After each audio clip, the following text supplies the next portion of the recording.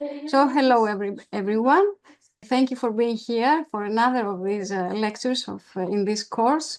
The reason of existence of this course is the environmental and sustainability problems that the current economic system has created and is facing.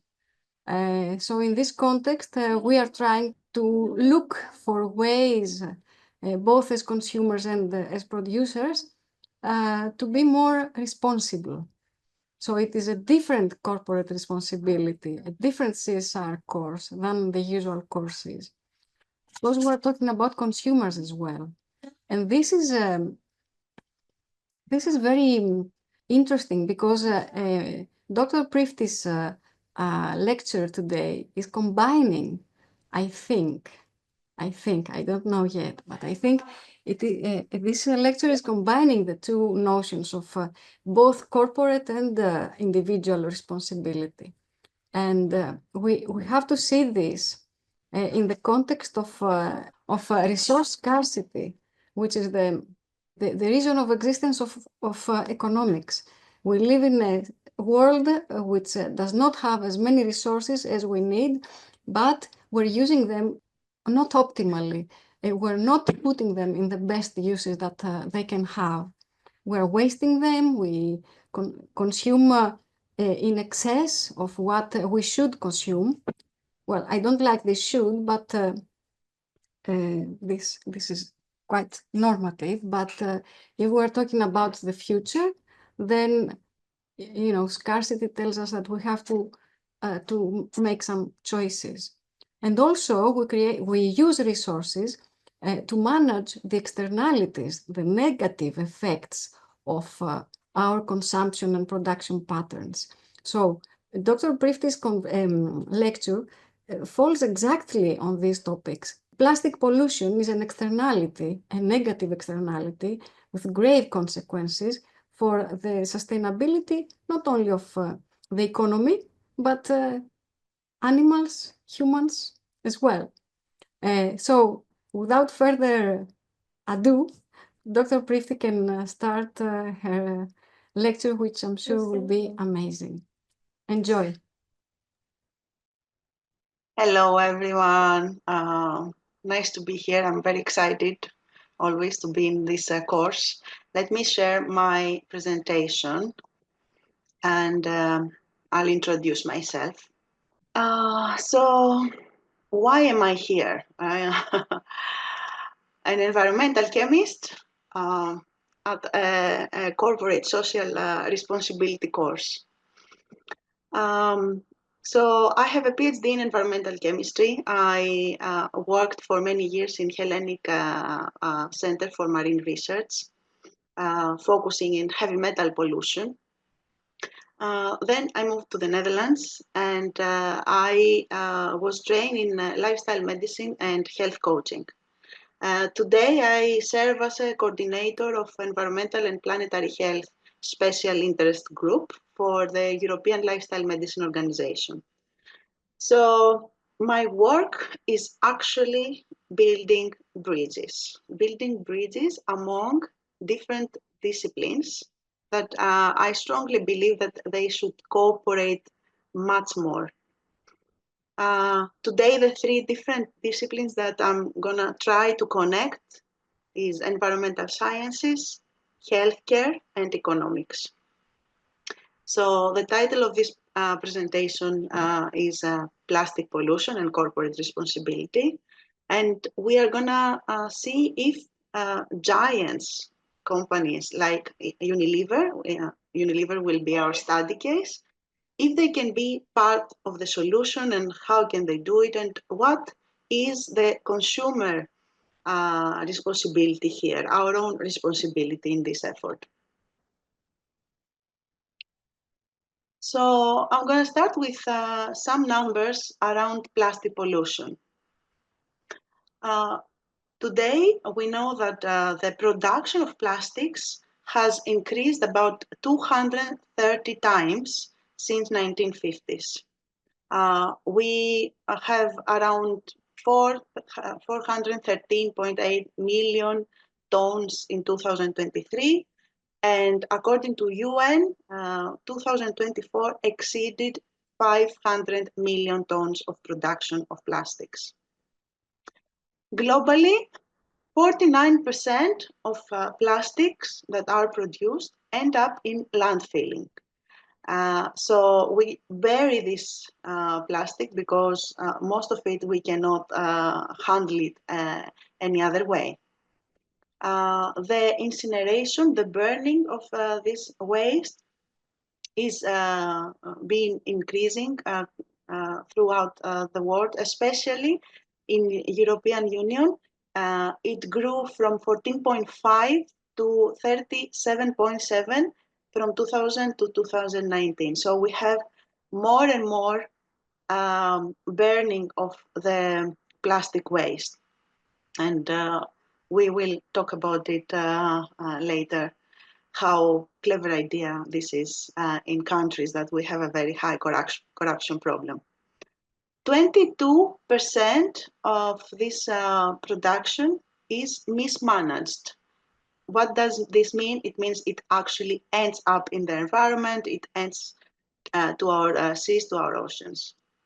And only 9% of this production is recycled. Plastic recycling is a topic that has a lot of debate whether it is actually environmental friendly or not, because it does use a lot of energy. At the moment, Asian countries like India, China, Philippines lead the amount of mismanaged plastic that ends up to the ocean. And we know that if we continue with business as usual, the waste today is around 400 million tons accumulated in our planet. It will triple till 2060. It will reach about 1.2 billion tons. These numbers come from our World in Data, the plastic pollution theme, which has more than 40 amazing graphs. I strongly advise you to go and see all these graphs online. So what is the plastics that we have around us? You see that the vast majority of the plastics we found around us are food packaging. So about 18 of 20 of the items that have been found in this Break Free from Plastic report, they do a huge amount of sampling around the globe, and they issue this report every year. So 18 out of 20, they were plastic coming from bottles, food wrappers, and food containers. You see here, of course, we have some household products, we have some personal care products, the cigarette smoking products are also there, but actually almost, the vast percentage is food packaging. So also this food packaging has the biggest share at the moment from all plastic products, and it also has the biggest increase during the last 20 years, from 2000 till today. Food packaging materials in plastic, they have increased almost 4 times, 3.8 times. And this is from the Statista Global Plastic Waste Production 2024 source.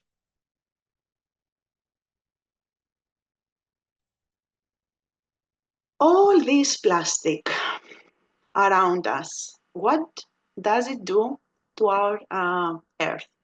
The impact of plastic pollution on planetary health is huge, and we have just started researching and studying it. Obviously, we know that we have a huge impact on marine wildlife, especially bigger mammals that are entangled in fishing nets in plastic waste, or they eat like plastic bags. They eat them as food. They mistake them for food. And I think we all have seen pictures of dolphins and sea turtles and other marine mammals being threatened by the plastic pollution. Plastic pollution also has a big impact, adverse impact on soil, microorganisms, and soil health. So it is responsible for the degradation of the quality of the soil. Plastics also absorb and accumulate a very big amount of chemicals, more than 100,000 chemicals. At the moment, we estimate that our planet has around 350,000 chemicals. More than 100,000 of them can be found on plastic. So plastic is not only harming through its mechanical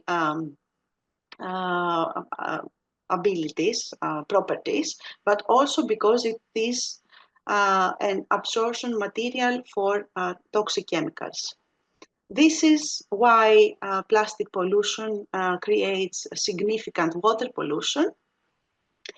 And we also have a very big impact of plastic on the climate. And this comes from the fact that plastic is a fossil fuel material. So it comes from fossil fuels, and already since 2019, we have American Chemical Society mentioning that as the renewable energy takes over around the world, more and more fossil fuel companies focus on petrochemicals, focus on the plastic production to offer their products. So here we have a very good article, and if you search, you find more on the fact that fossil fuel is actually focusing on plastic production, and this is why at the end of this presentation we will talk about the lobbying that tries to stop new legal agreements around plastic pollution, and that lobbying is fossil fuel lobbying. Here I also chose to show an article from the conversation.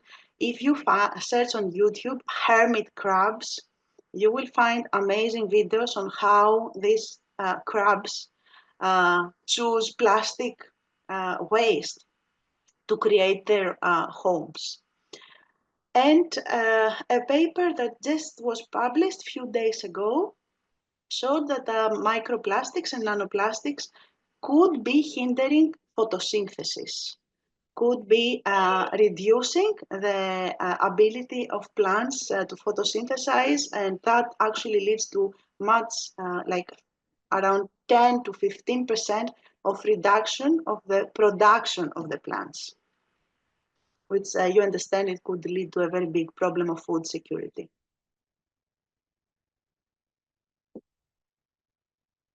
Now, going from environmental sciences evidence to healthcare, health sciences evidence.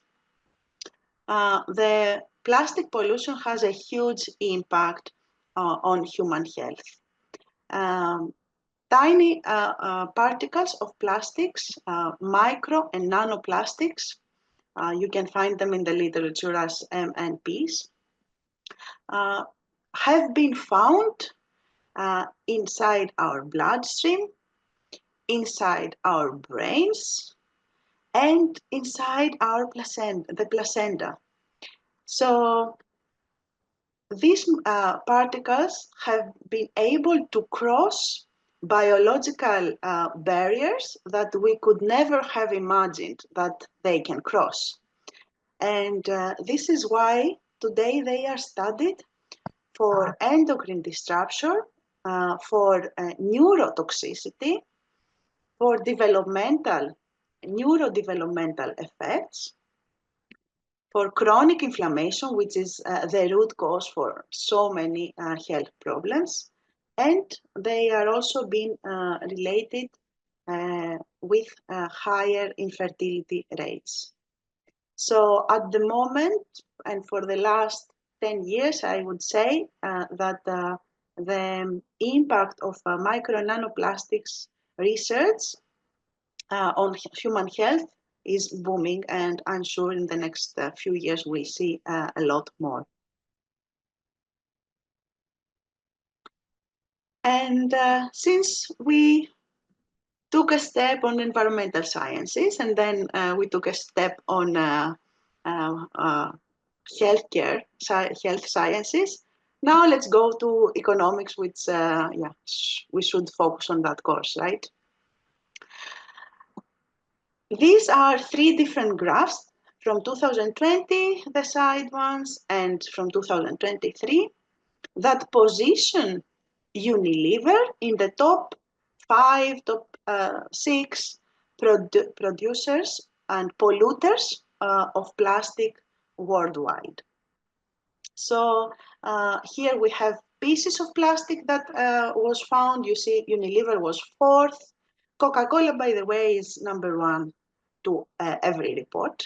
Coca-Cola is the biggest plastic polluter of our world. But Unilever is also very high in this list. The global corporate report from the Break Free from Plastic Brand Audit Report 2023 has put Unilever at the number 3 of plastic polluters. So we do know for sure, I mean, whether it is 5 or 3 or 4, its position, that Unilever has been, as all the fast moving consumer goods companies, it has been among the top plastic polluters. Why did we choose Unilever and not Coca-Cola to have this discussion today? From 2009 till 2019, CEO of Unilever, Polman, took a lot of very bold and very ambitious steps trying to decouple the business or Unilever's growth from its overall environmental footprint.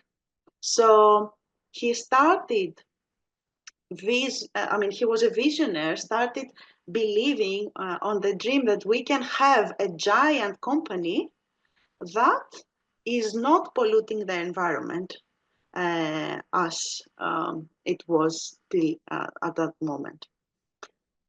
So he took many sustainability steps, like prioritizing sustainable raw materials, prioritizing fair trade materials, organic production.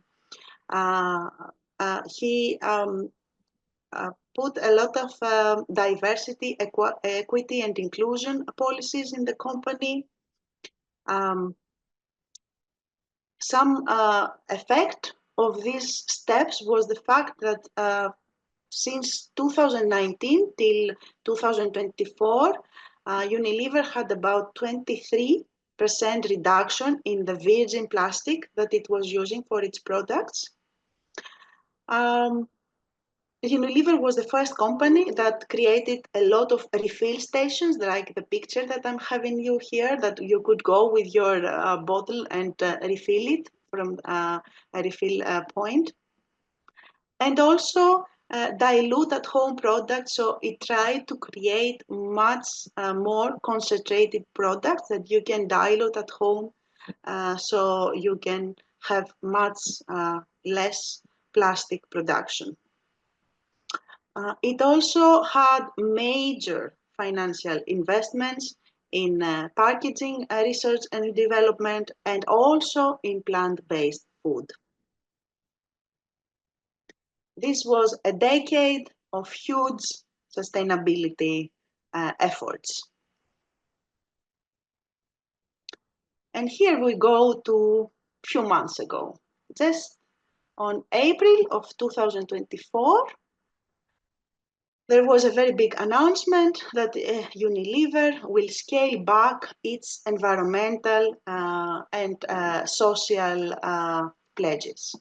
So the new CEO said that Unilever will focus away from being an advocacy for sustainability, and it will focus to execution of what is legally obligatory. And in December of 2024, the position of Chief Sustainability Officer was merged with the position of Global Head of Communication and Corporate Affairs. So actually the sustainability was absorbed by the corporate affairs and communication. For anyone who has any small understanding of how these companies works, this is a proof of just taking sustainability out of the agenda. And a few days ago, just this week, Unilever announced that it is selling the Vegetarian Butcher. The Vegetarian Butcher was a company of plant-based meat alternatives that was bought by Unilever when Polman was a CEO. And now it is sold away, given away to another company, to Vivera. So why? Why after 10 years of so much of investment and so much of efforts, such a company would take so huge steps back away from sustainability? Because consumer behavior determines the success of corporate sustainability steps. Because although during the Polman service, Unilever did increase the share price about 300%, if I remember well, it was still not enough for the shareholders. Still, the investments in plant-based meat, for example, and meat alternatives did not pay off as much as the shareholders expected and wanted.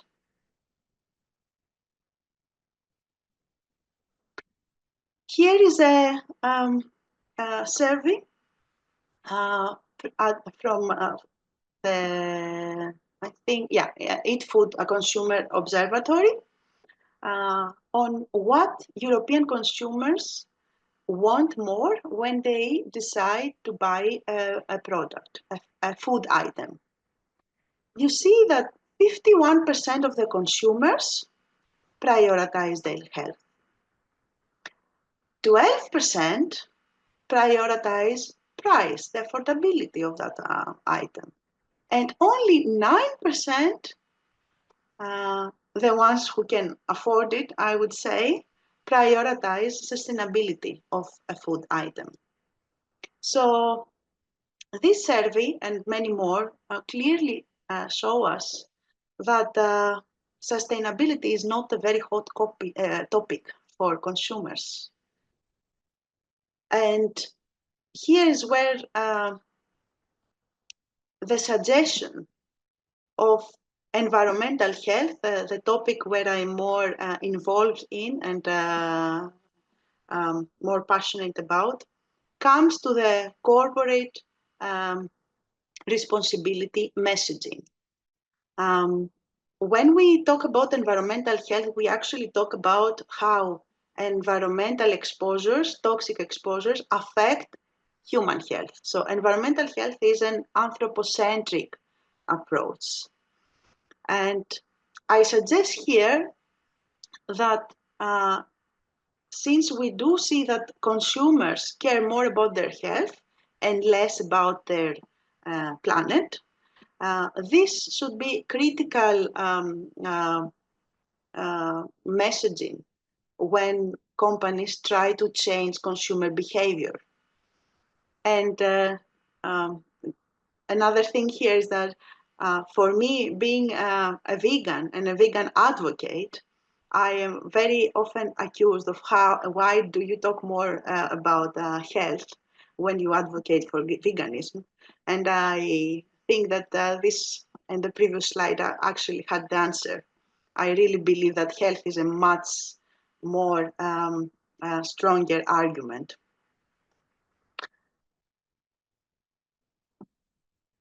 I know that Anastasia focuses a lot on taxes and on subsidies on this course. Because at the end of the day, if a person, a consumer, any average consumer wants to buy a plant-based meat, and this meat, even if it is produced with fair trade raw materials from a company that has a high equity and inclusion and diversity agenda, the consumer will not pay double the price or not even maybe 20% or 30% higher price to support this product. So here is where policymakers should come and should help any big industry that wants to take steps, sustainable steps, to help them have a much more competitive price for their products with subsidies, with taxes. And here I hope after I finish this presentation, we also do this conversation around how today the subsidies world works, because still today in Europe, we heavily subsidize the most environmental hostile products. So we heavily subsidize meat, we heavily subsidize dairy.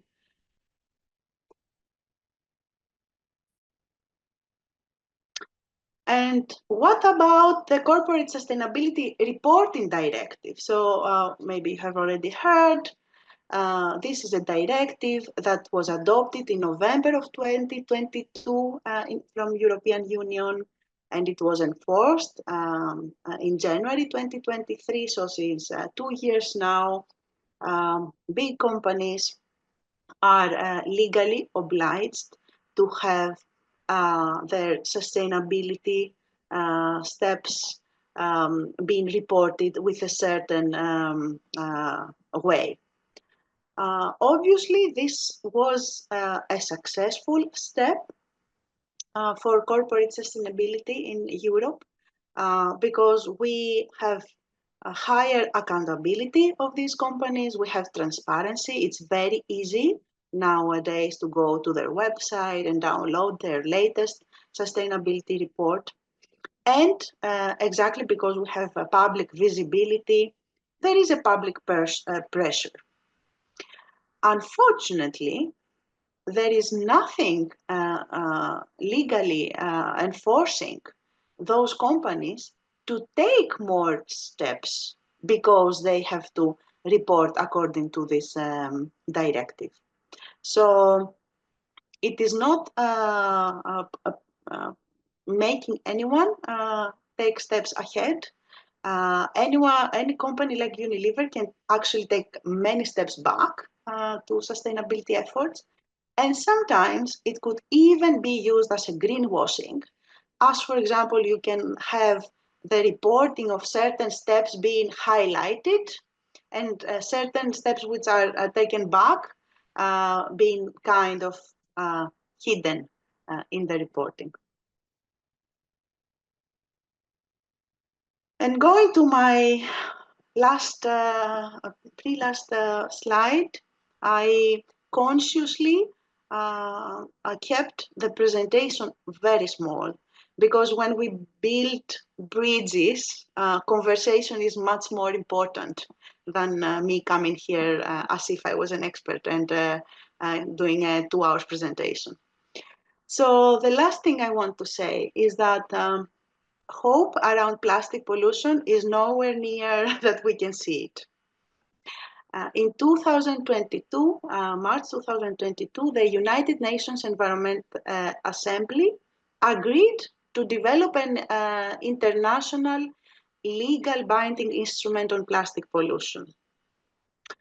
So the initial agreement was that they will start their negotiations in 2022, and they would have finished their negotiation in 2024, producing a legally binding agreement. That has failed. The last meeting, five session first meeting of this 5 session happened a few months ago from November 25th to 1st December of 2024 in Busan. And again, under a lot of lobbying and a lot of pressure, it failed in coming to an agreement. The next meeting will happen from 5th to till 14th August of this year in Geneva. And we are all waiting and hoping that this will lead to an agreement. But yeah, I would really like to hear your opinion here. Like, are you optimistic? Are you not? And my last slide of instead of a thank you slide, I have this picture that I took from my favorite beach. It's the beach Vромοπούση in Καλοπήγαδο in Attiki. Every year we go there with with my kids and my husband, and we take plastic bags, big bags, and we fill it up with plastic waste from the beach. So I just urge everyone to not wait for the policymakers to clean up our beaches and to reduce our plastic consumption. As Anastasia says, we as consumers need to understand our power, need to understand that we should not always wait for the change to come from high decisions. So we need to take steps ourselves. So this was the small presentation. And I can stop sharing maybe. Anastasia, you think it's better for me to stop sharing? No, leave this photo for a moment. It's so nice. Please. Yeah. Can you just make it be larger? Okay. Yeah. Yeah. Thank you for the amazing presentation. It's condensed, but it is so wide that it is very difficult to, to get a glimpse of all this information by yourself if you have not done it, if you are not Eleni Prifti. I would like to use this final slide and add something to what Eleni already said. Yourself does not only mean to take a bag, as we always do, and clean the beach. It means act like a consumer who knows that companies are inert and inept, both of those words. They are not going to do the job. So we as consumers need to understand that we have the responsibility to change stuff. So I was wondering, when Eleni was saying about the tons of plastic and the plastic wrapping from food, do we really need this plastic? It is not like we're talking about medical equipment or, things or plastic things that are essential for us to live. It is our choice to do that. It is our choice to use them, to buy them. And so what I say is complementary to what Eleni already said in this last slide. But I also want to highlight the positive externalities that we as consumers can have on companies, on the production mixture of the whole global economy, on the materials that are used. We are in the heart of these decisions because we pay for them and we ask for them. And if we find them, we don't say no. So part of this responsibility, and maybe given that companies are inept so far, lies with us, with consumers, with humans, with people, with simple people. So, and Anastasia, I'm sorry to interrupt, but here I think the Unilever example, because this was not an inert company. I mean, even when you have some visionary taking the lead of a huge giant company, trying for 10 years to do a change, and then consumers don't follow, you see that even when the companies want to change, if the consumers don't follow, it's not gonna work. yes, you're right. And I remember I have studied a lot the annual reports of Unilever. And I was amazed. Firstly, I got there because I found out about these initiatives, about refill stations, about the condensed things that they were made in Latin America, in the Philippines, in places that really needed those. So it was a lot. And when I looked at the annual reports, I saw things that I hadn't even imagined. And I couldn't understand how a big company would discuss these things. So it was a little bit in the shadow. We don't know about these things, but I remember in one of these reports that a main objective was to increase the money earned by plant-based products, increase the share of Indeed. plant-based, which has so many positive externalities for everybody, for climate, not only for the soil, because as you said, about the plastic, they had a lot of things about the plastic, but for climate and for animals as well. I mean, they didn't explicitly say that, but the animals are just the invisible victims of human decisions and human consumption. And I think almost everybody will have great questions to. Yeah, I will stop the you. share now, the presentation, so I can zoom on the faces, Yeah. do the But share. I want to finish. In the beginning, I said that we should, and then I tried to take it back. Who says who should, what should we do? But, we are wasting a lot of resources, and we are wasting a lot of money on not on sustainably wise products. So we're wasting money. So if vegetarian butcher did not go as expected, it is because we don't have the ways to understand what to substitute with what to avoid, and how much money we would have to channel to more sustainable choices if we lived in simpler lives.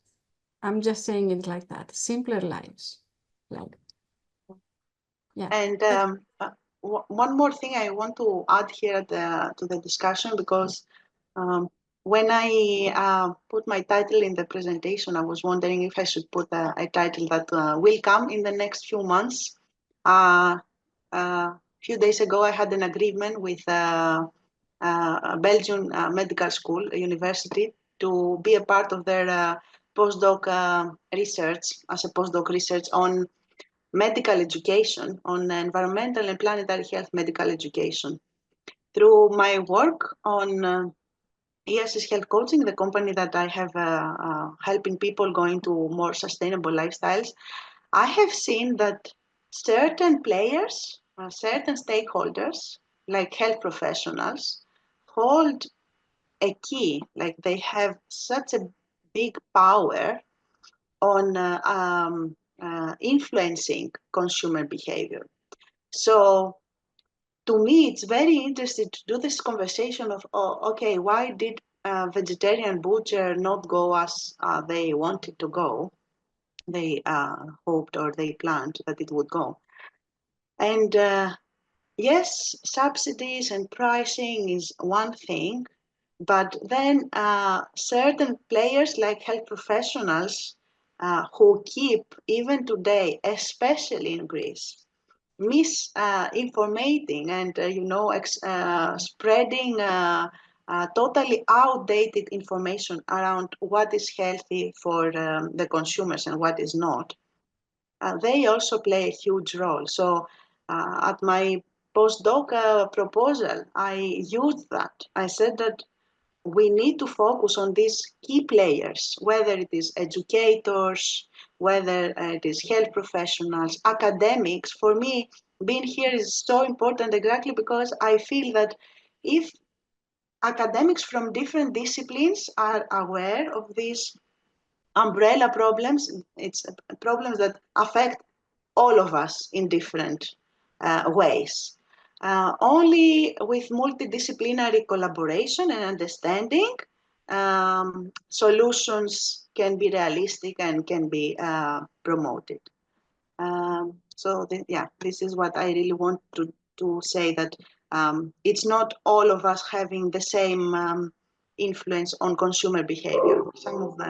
Some key players have much bigger influence, and this is where we should focus. I agree. Some players are key to consumer behavior. And I hope this changes with your postdoc research as well. See, yeah. Yeah, I'm looking forward to it. So I think we are ready to take some questions. Okay. My name is Stella, and I come from criminology, actually. Oh. Stella Geli. My name is Stella Geli. Okay. And, my PhD thesis was on corporate crime, actually, and the behavior on and the behavior of the corporations. The presentation was amazing, actually, and it was very up to date. But while you were talking, some things were coming on my mind about consumer behavior and how it's affected, how important is economics and the prices, that most of the companies try to move it to the consumers. So this is a very important issue about the corporate behavior as well. And about the individual responsibility, I am a little bit skeptical about it because I try to do recycling a lot. But when every time I go to the recycle bin to throw my plastic waste, and there are a lot, and I was thinking, oh my God, for so many years I didn't do that. So what have I done? But I am thinking, is it enough if the companies have so huge waste that they do not try to find another way in order to manage their waste? So I am a little bit skeptical about what is a realistic solution about this very, very important issue. I don't know. That is just an observation, not a question. And because I see from the other sides of corporate behavior. Yeah.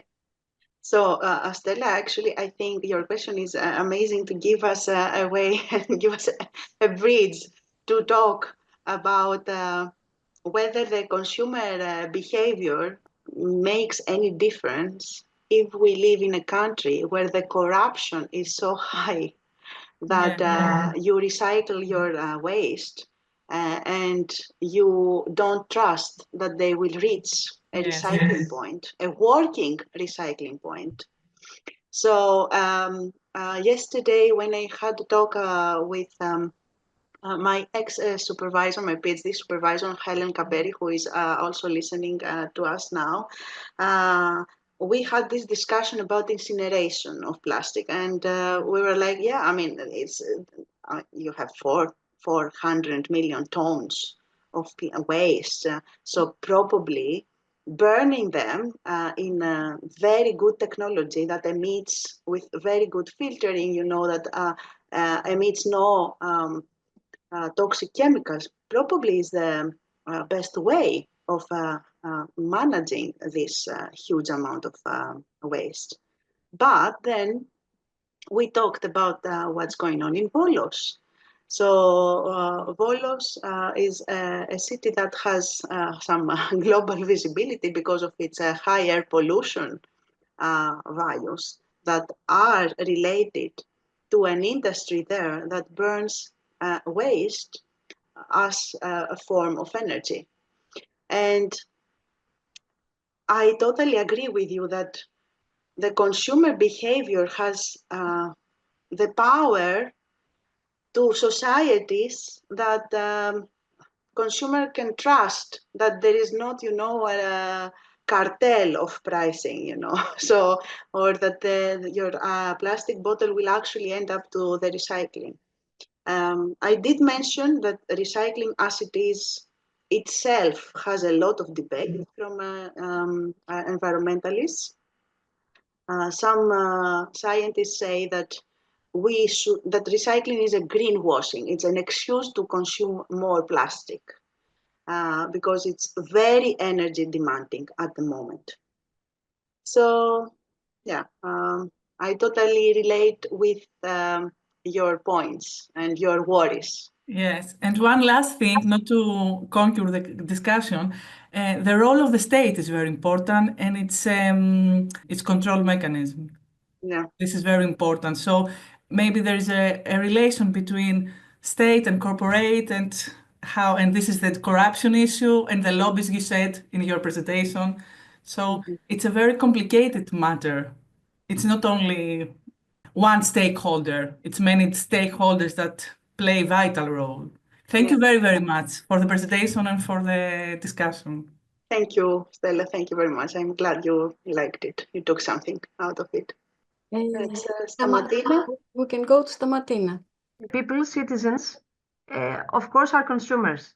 They don't produce things, okay? And at the same time, they can't stop consuming because they have needs. They can't stop consuming because they will wait for something to be produced without plastic. So the root of the problem is not the consumers. The root is the producers. These people has the control of what is being exposed to the supermarket. When somebody goes there, looks around and is trying to find something. Maybe he will find something cheaper because it is not.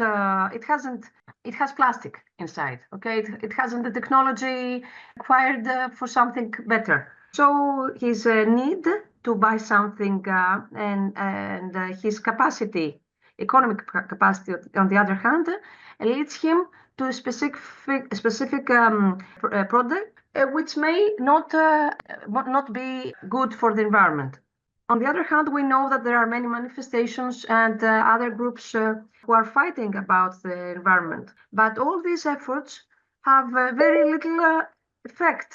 They don't have the effect. They don't have the effect that we need. So again, we come to the same conclusion that producers and governments have the power to change this. And the other thing that I want to say is that how do you see that? And the other is that when the producers see that their profits will be affected by the environment pollution, maybe then they will change the way of production to something better. Thank you. Yeah, Stamatina, you also put the how much is the question of so how much is our responsibility? Like let's say the percentage of consumer responsibility, where would we put it? 10%, 20%, 50, 60, 70?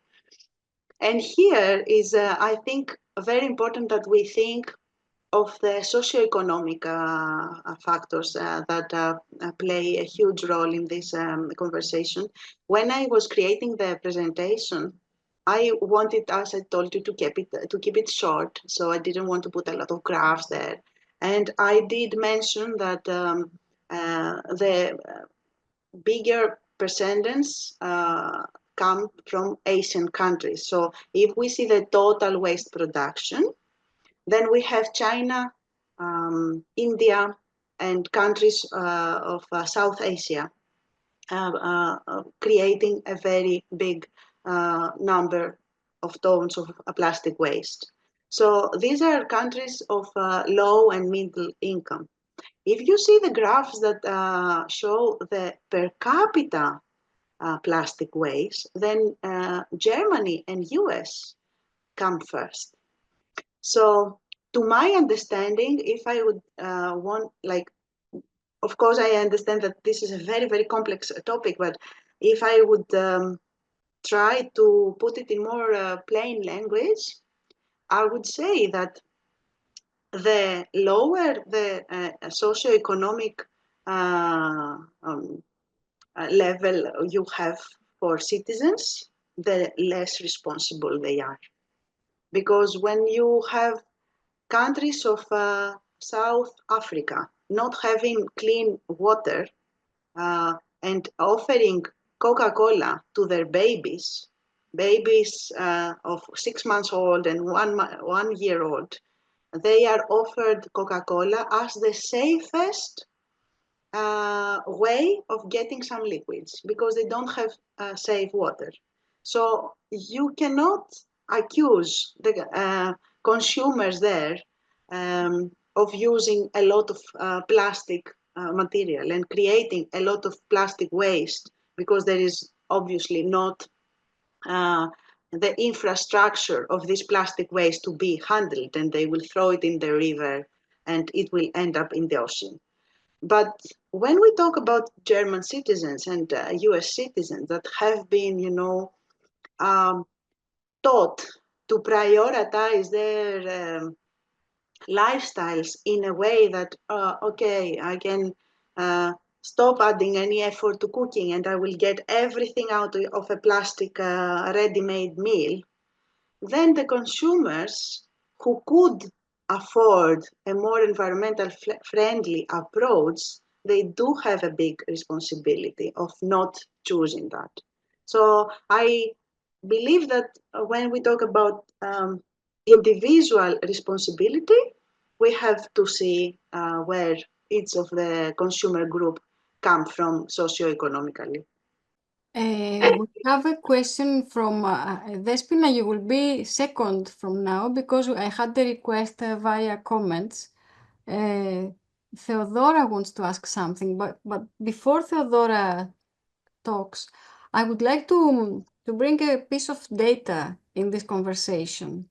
The people in low-income countries, their per capita environmental footprint, let's say, is very, very small compared to our environmental footprint. Okay, I mean, in the boundaries, if you see the boundaries, well, high-income countries, people in high-income countries, they live beyond the boundary, most of them. And while people from low-income countries live a little bit below or a little bit over.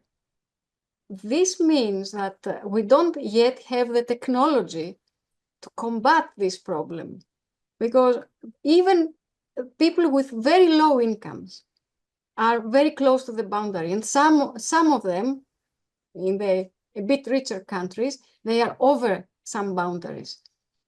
So I don't have solutions, but I'm giving you the data. But what I can say is that if I can make a change, that I live in a high-income country, and I for sure can live with less, and with less time, also time of my leisure time to cook or to do something differently. I am the one who should do it. If I want poverty to be eradicated, if I want the environment of for everybody to be quite safe, I don't know. It's not correct to say that, but to do something for the environment, because because I'm wealthy, I affect unwillingly the well-being of people in low-income countries. And not only directly through my output, my waste, but indirectly through setting the example, through setting the consumption paradigm. So let's keep those in mind as well in the following conversation. So, Theodora. Hello, everybody. I am a postgraduate student at the Padion University. I would like to share with you some of my thoughts. It would help if we put some fees to plastic products to avoid the pollution. That's my question. You mean taxes? Some extra taxes, yes. Okay. So actually, Theodora, this is the treaty that has been tried to come to an agreement now. The plastic treaty is a treaty that would be legally binding for the members of United Nations, and it would have different subsidies and different taxes to products that are coming with a high plastic footprint. So unfortunately, as I said in the presentation, at the moment, there is a huge resistance from the lobbying of those fossil fuel companies that have focused in production of plastic. So the petrochemical companies at the moment are the biggest lobbyists against that plastic treaty. So yeah, it would definitely help with the pricing. I don't know what would be the impact on the total problem, but it would definitely help. Thank you. Despina? Yeah, she says that the lecture was very focused and she liked it. And then she's asking, shouldn't companies, if they cannot or it's risky to change consumers' behaviors, at least promote environmental protection? In generally, I think environmental protection should be promoted more, especially in our country. Yeah, that, you know, it brings me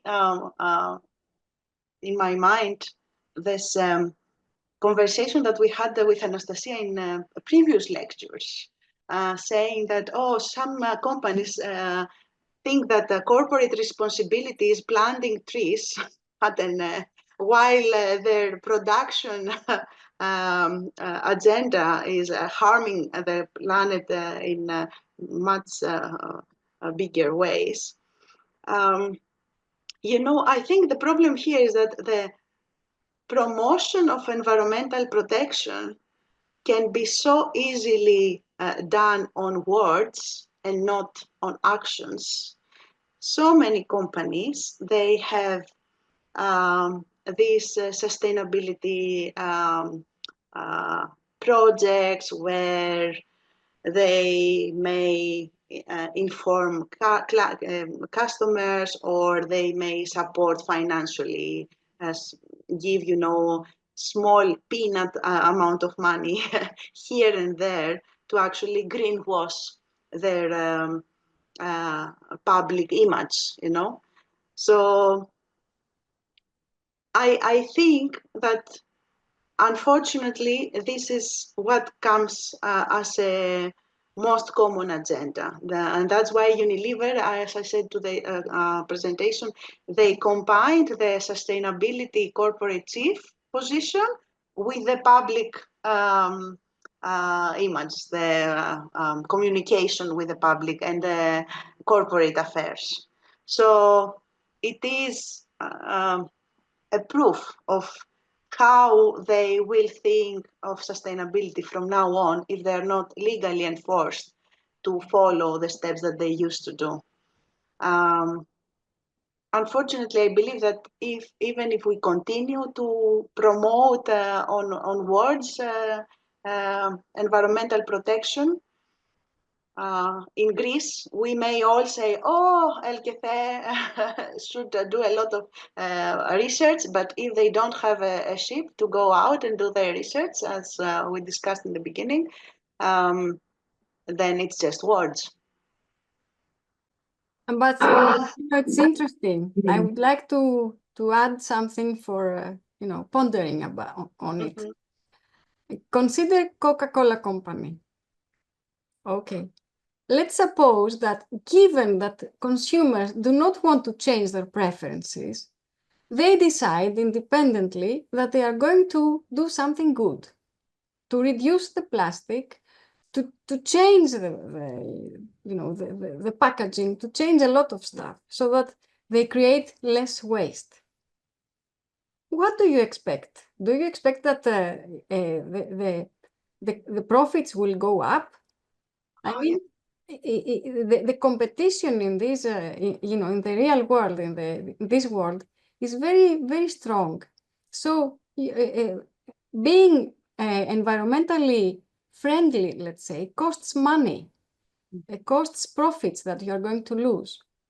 And so that is why it is crucial for me, it's crucial to understand that the relationship between companies and consumers is in a circle. It's a self-perpetuating circle. It can go up or it can go down. It can go to the good or to the worst. Actually, Anastasia, you remind me of something that I read these days on the website of Unilever. They were talking about, they have a section of sustainability, and they were talking about the challenges.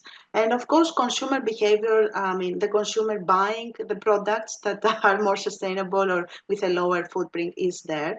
But they also clearly mention at that area of their website that with the refill stations, for example, they need a much bigger collaboration with other stakeholders, like the supermarket owners, who would need to put more effort in keeping the refill stations on, working and full. And so certain steps cannot be taken, as you said, if the whole industry agrees, and if other stakeholders also agree to help towards this step. Otherwise, we have what we saw with vegetarian butcher and with all so many other initiatives. Let me add on this. Imagine I have a company producing meat, and I realize that I am one of the many businesses that contributes most, like all animal agriculture, to the environmental problems that we have. And I decide, as a manager, to change that.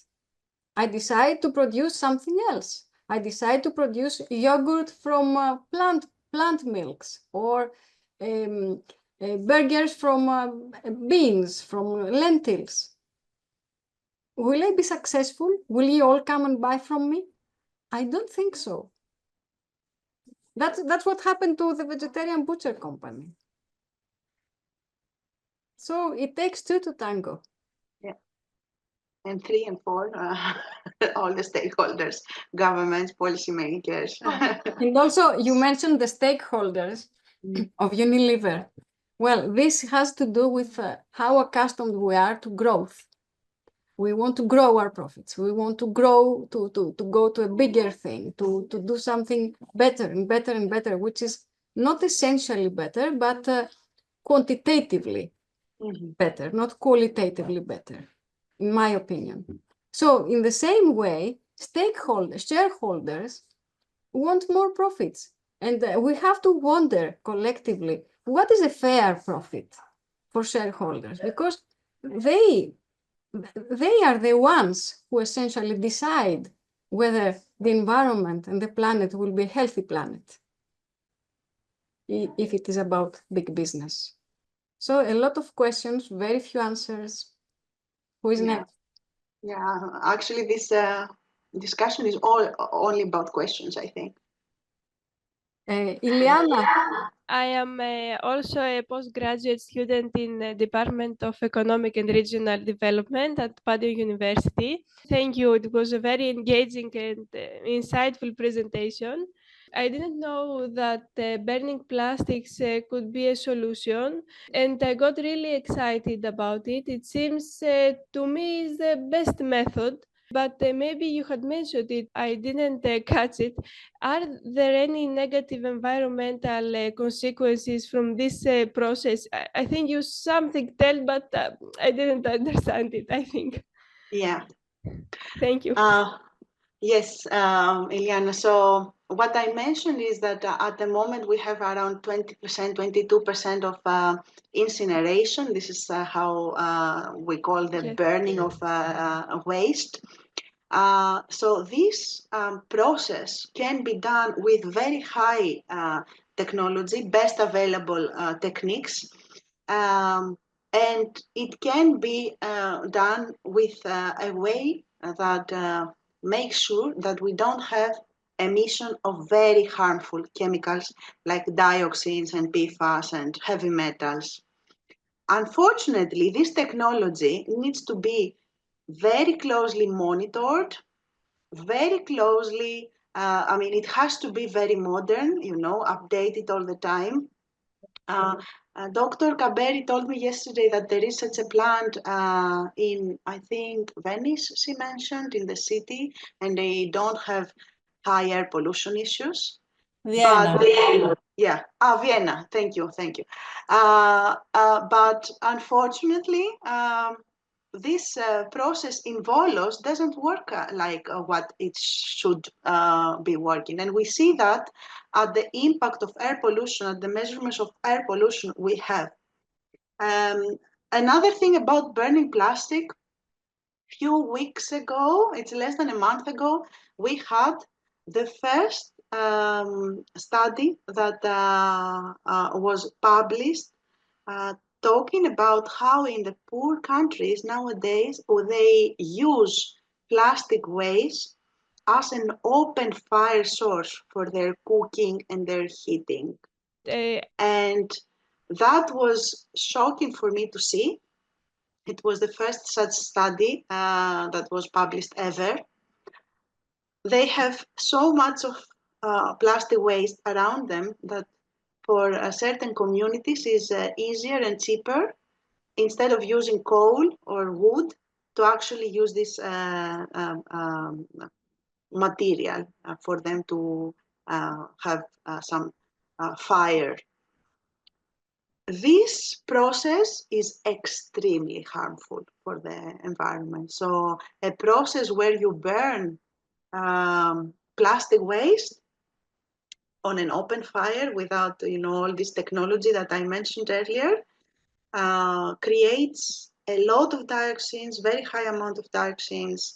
And dioxins are molecules that also bioaccumulate. First of all, they are transferred all over the globe. So the plastic waste that is burned in India, it will create emissions that will go all over the world.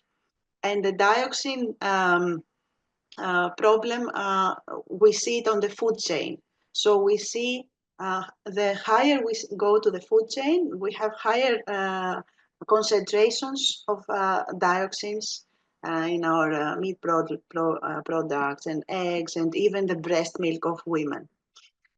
The incineration of waste, residual waste, could be a decision and could be a realistic solution if we can trust the process, if we can trust that the best available techniques are used, and the monitoring of air pollution is very strict,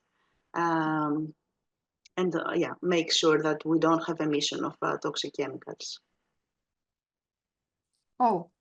Stella. Are there any optimistic signs, positive signs for the future, or are we condemned to a polluted environment? Let me put that into a perspective. Plastic pollution is one part of the pollution crisis that we have.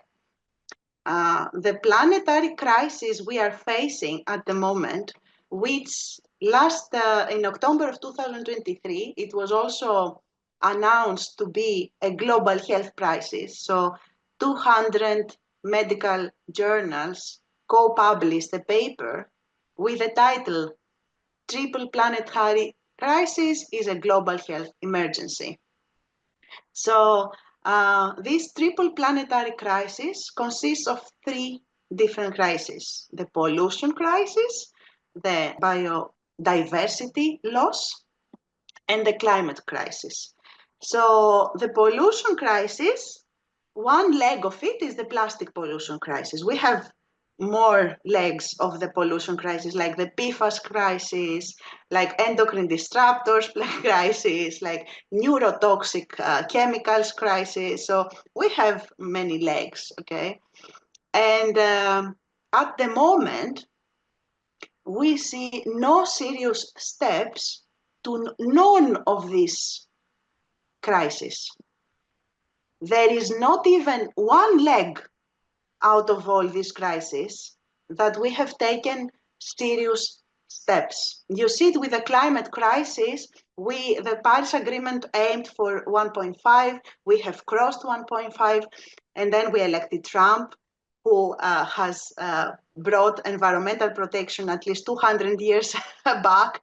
Now we have scientists working on pollution and climate crisis, having their grants being taken away from them from National Health Institute in US. US was funding at least half of the world's research in these topics.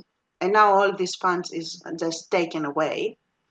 So at the moment, and although generally, I mean, I keep fighting, okay? I'm here. I choose to keep fighting till the last day because some of us, we have kids and we cannot see ourselves in the mirror if we don't keep fighting. But yeah, I'm personally really, I think that being optimistic around the planetary crisis is like, yeah, ignorance, blissful ignorance. Because if you see each of what are we doing? We're doing nothing, nowhere. Like in no steps. France banned PFAS from fabrics. Yeah, well. From fabrics only, not from pots and pans, fabrics. Yeah. In January. So we're doing something. Yeah. Oh. Helen Kaveri is going away. I'm so happy that Helen Kaveri was here, and she liked this because, you know, for me, she has heard me talking about environmental research topics, but it was the first time that she saw me in my new multidisciplinary role. So, Eleni, I would like if you have the courage to tell us a bit more, to explain a bit more why plastics are problematic. Because as you said, there is this mechanistic view, like, you know, let's say the nice view problem, but the problem is deeper than what we see as pollution in the seas or what it does to animals also. yeah. So you said that it is linked, it is chemical pollution. It's not plastic pollution. Plastic pollution is something that you can see. Yeah, So it's both. Please elaborate on this. Yeah, it's actually both. So when we started studying plastics on how do they affect planetary health and human health, initially so plastics were produced as being materials that are not chemically active.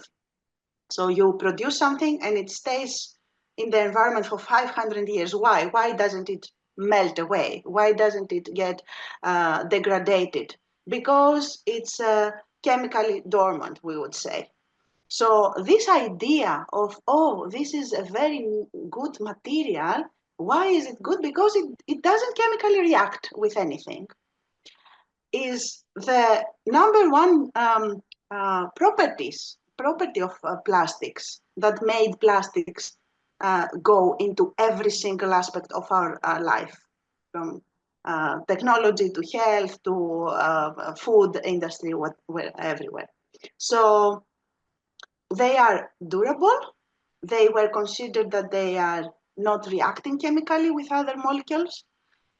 And initially, when we started seeing this huge problem of plastic accumulation to the oceans, we thought that, okay, I mean, maybe we can just go grab them all together and put them somewhere, like bury them.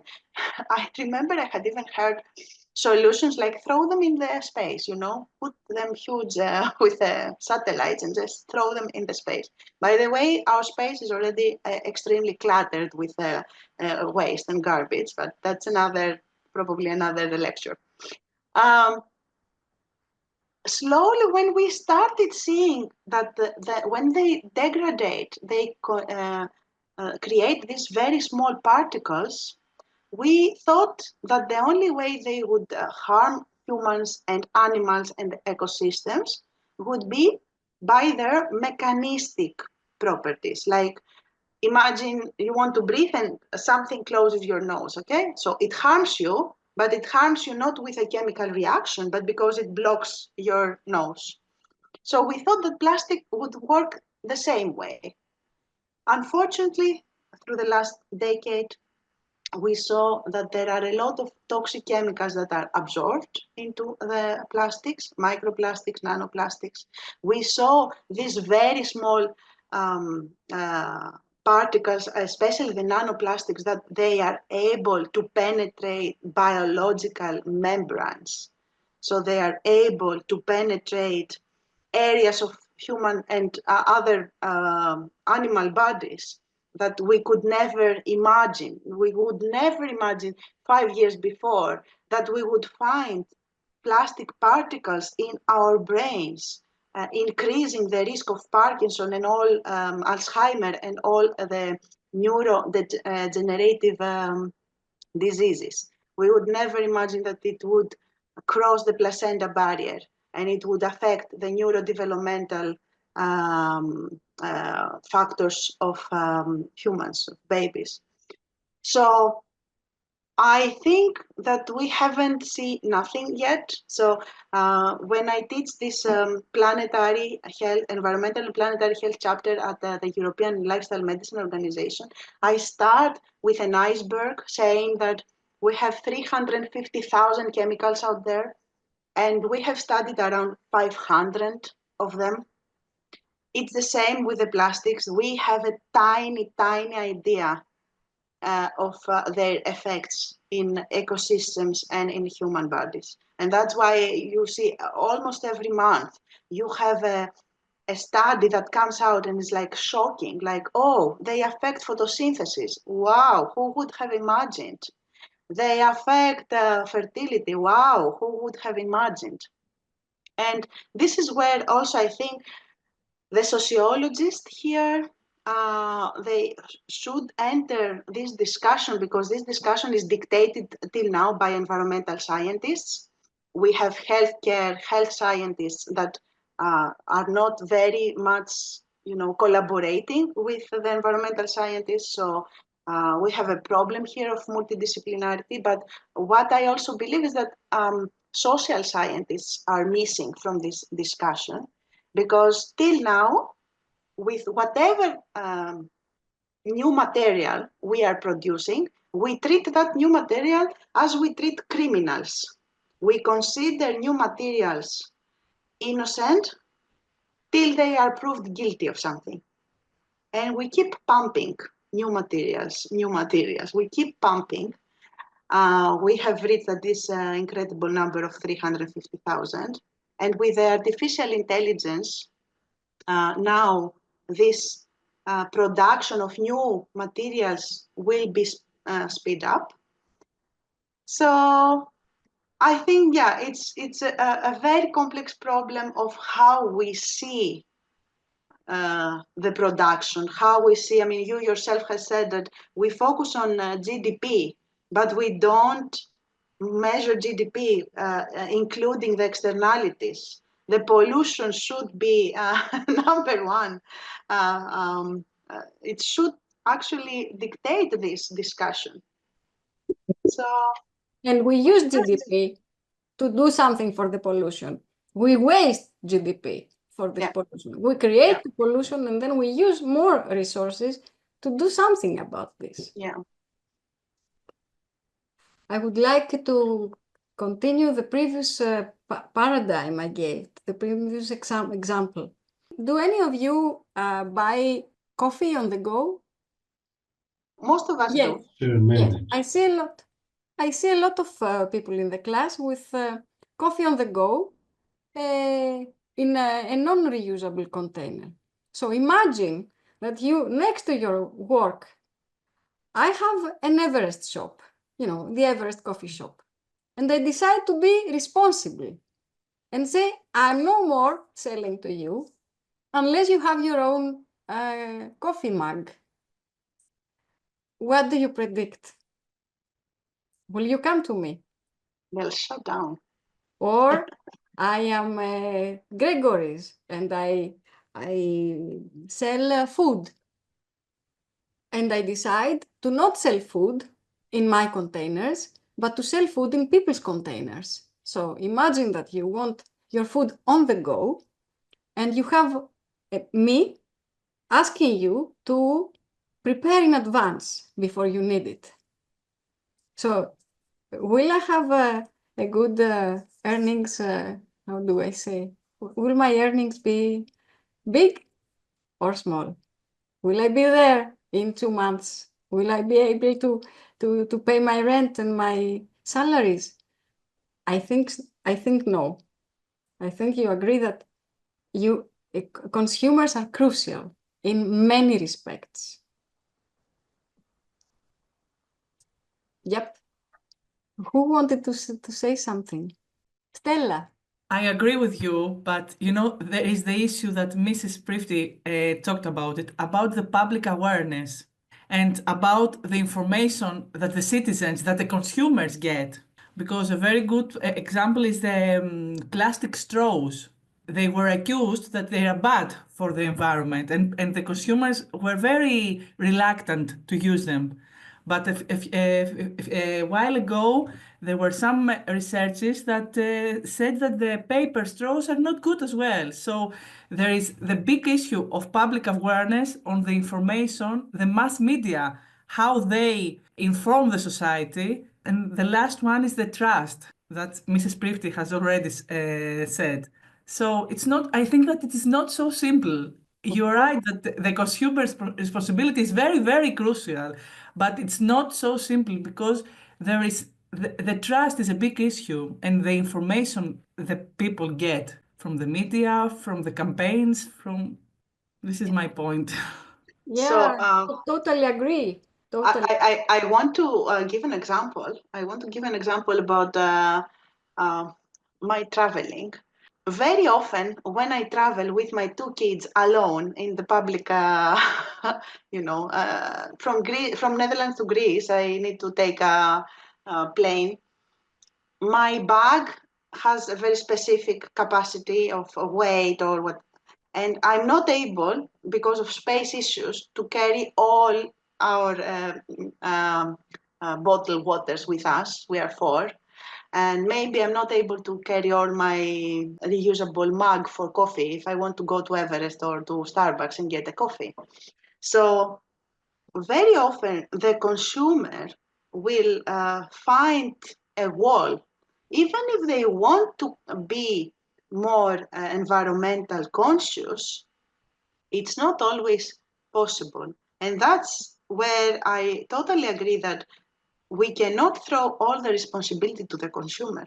If I am at an airport or in the center of Athens and I don't have free water positions everywhere, like every airport should have drinking water for free everywhere so that I don't need to carry 4 water bottles with me.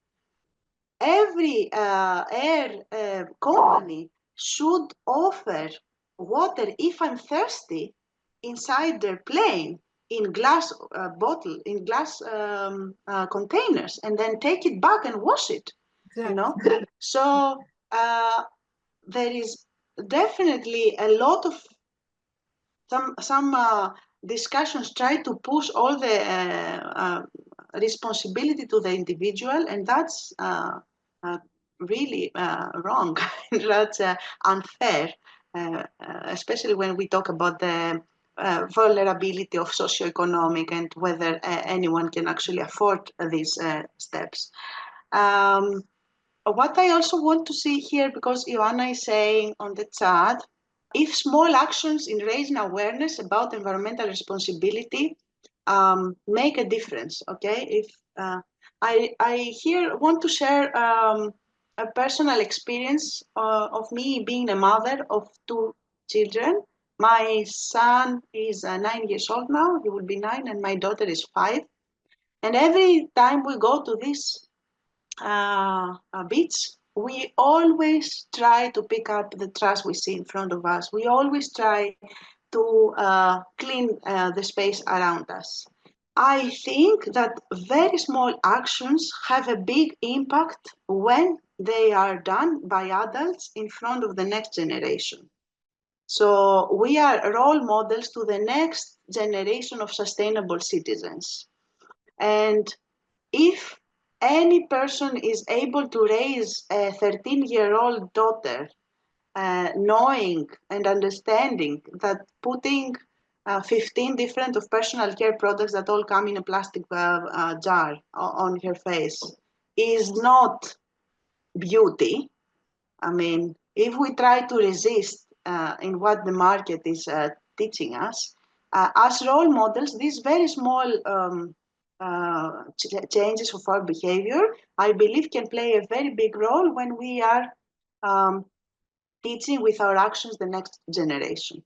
So yeah, I do believe that small steps, especially towards the kids, play a huge role. So Paraskevi is saying producers do not understand the extension of environmental pollution when the problem reaches their door. Well, Paraskevi, actually, now the problem of pollution has very much reached at our door. And you are right, in the past, we would outsource our waste to India and China and just dump it to poor countries. But now we see it coming back as endocrine disrupting. So to the previous lecture I had in this course, I talked about the IQ reduction and the productivity reduction of Europeans, which is attributed to endocrine disrupting chemicals. So when the infertility rates reach at a point where European population is actually doomed, then we will see the pollution problems in our face. What about producers? Paraskevi asks about producers, and I wonder, what does reaches their door mean about producers? Okay, you're right. Yeah, specifically about producers. So you are the Unilever itself, let's say, and then when this problem reaches your door, right? I think only when law enforcement comes here, the producers will see the problem. Because as long as our economy is based on increased profit, increased share value, stock market value, they will not see the problem. So only when we really enforce that the pollutant pays, only when we tax their products according to their environmental impact, only then they will be forced to see the problem just in front of them in their own financially sustainability. Good evening. I am Paraskevi Papadia with a question before. Yeah. Actually, what I meant is that the problem that reaches their door is when their children will face the problem. I mean, their families will face the problem. And I don't think that it always has to do with the profits and the economic factors. Sometimes it has to do with the reality. Many producers have families, so when the problem reaches the door, I mean, when their children will face the problem of the environmental pollution. So everything, for me at least, it's not about the economics. It's not about the profits. That's all I had to say. Paraskevi, you give me, you remind me of a conversation I had once with somebody that told me, how can Trump and Elon Musk do all these things for the planet? I mean, they have kids, don't they? I believe that the producers, so if we would put them in a category of the ones who take the decisions of the big giants, okay? They are unfortunately so much protected by the effects of the global crisis that I am afraid that they wouldn't really care, or they wouldn't really sit in front of their door, because their door is a mansion that is protected for climate disasters, and maybe they have the most amazing filters that filter everything out of their polluted water, and they have all the resources of the world to clean up their bubble. I know that in India, in areas that the plastic pollution is crazy high, you still have these, IT villages that are like a luxurious bubble in the middle of nowhere with all the plastic waste around it. So I'm afraid that we cannot trust their humanity or their sense of, I see the problem in my family, to wait for them to take steps. And even if they do, like Polman, who did, and he was that kind of person, we see that those steps will fail if the governments don't help with taxes and subsidies, if the governments don't help the vulnerable consumers change their behavior. Also here, Nikos has put a very interesting comment. He says that he has been asking his supermarket vendor to get rid of the plastic. Oh, Nikos, I live in the Netherlands. Every cucumber is wrapped in plastic. You have to come here to see this crazy.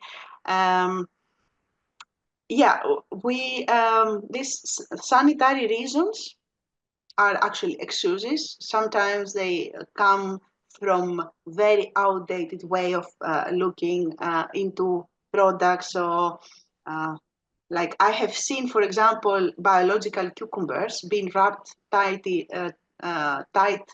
wrapped in plastic. And I also have said that you take a biological cucumber, but then you wrap it so tight that the phthalates from the plastic actually penetrate the skin of the cucumber. Practicing low waste or zero waste, yes, is definitely something that would create a very huge impact from the consumer point of view. This 5 R's, reduce, recycle, repair. I can't remember the other two now. Redesign, I think it's one. Refuse also, yes, I think we found all of them. They can change a lot the consumer behavior, and I think this is very valuable discussion to be taken to schools, to be taken, to communities that can change. Not all communities can have the capacity of change, but some communities can, and at those communities, these discussions would be very valuable. And Theodora says that the consumers need motivation. Indeed, this is what the surveys also show.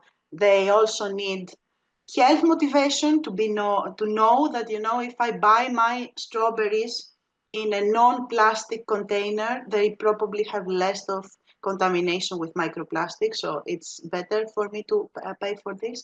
But also financial motivation. Consumers would need much higher subsidies to the healthiest products out there, to products that have a much lower environmental impact. We have Stamatina, and then I think we can pack it up.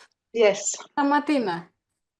I think that our presence shows us that we are all optimistic, because we are talking about things that's very important about our lives, and we can't do something else but being optimistic. We in another way we can't. We have to go dying, all of us.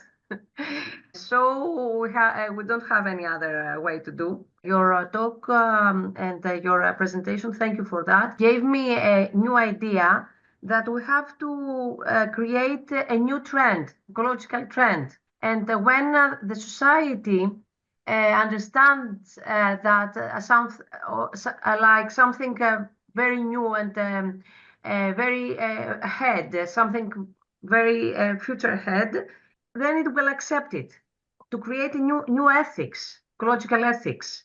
So we have to be too much passionate about that and create a new fashion as a way of living. Thank you. I agree. Yeah, I also agree, and I think that while we're about to sum up, I think that a very, very important aspect of this conversation is that when you want to change the consumer behavior and when you want to create this new ecological ethics, using the most effective communication and addressing the most effective key players of that conversation is crucial for the success. I will return back saying that health messaging is much more effective. People tend not to care about how much plastic waste is accumulated in South Africa and in India, in China. But they do care if they are told that, you know, your infertility issues could be attributed to the amount of plastic you have consumed in your life. Early menarche of your daughter could be attributed to the amount of plastic that she's using on her face and on her, you know, personal care products.